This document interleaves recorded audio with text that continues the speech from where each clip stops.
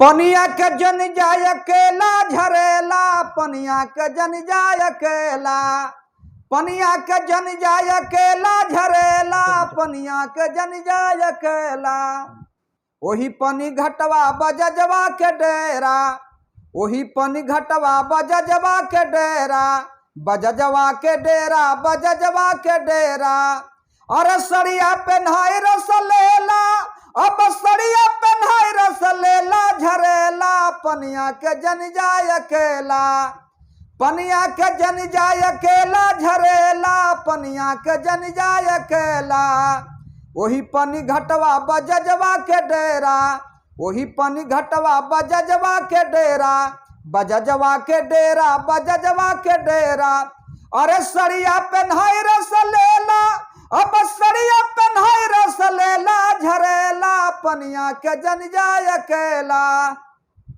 वही पनी घटवा, वही पनी घटवा सोनरवा के डेरा, वही पनी घटवा सोनरवा के डेरा, सोनरवा के डेरा, सोनरवा के डेरा।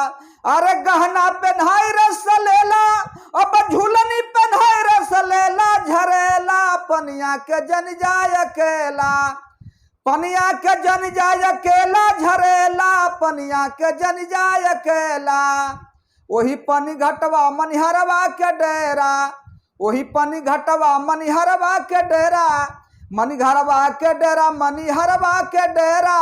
अरे चूड़िया पेन्हाई रसलेला, अब चूड़िया पेन्हाई रसलेला झरेला, पनिया के जन जाय अकेला। अरे पनिया के जन जाय अकेला झरेला, पनिया के जन जाय अकेला। वही पनी घटवा हलुवैया के डेरा, वही पनी घटवा हलुवैया के डेरा, हलुवैया के डेरा, हलुवैया के डेरा। अरे हलुआ खियाई रसलेला, अब हलुआ खियाई रसलेला झरेला, पनिया के जन जाय अकेला, अब पनिया के जन जाय अकेला झरेला, पनिया के जन जाय अकेला। दोस्तों, अभी आप गोवर्धन भोजपुरी से पारंपरिक फगुआ सुन रहे थे और आपको कैसा लगा अपना कमेंट जरूर करें। और अभी तक हमारे चैनल को आपने सब्सक्राइब नहीं किया है तो लाइक शेयर कमेंट करते हुए सब्सक्राइब करें, हमारा उत्साह बढ़ावें। और आज के लिए इतना ही, फिर अगले एपिसोड में मिलेंगे। बहुत बहुत धन्यवाद, नमस्कार।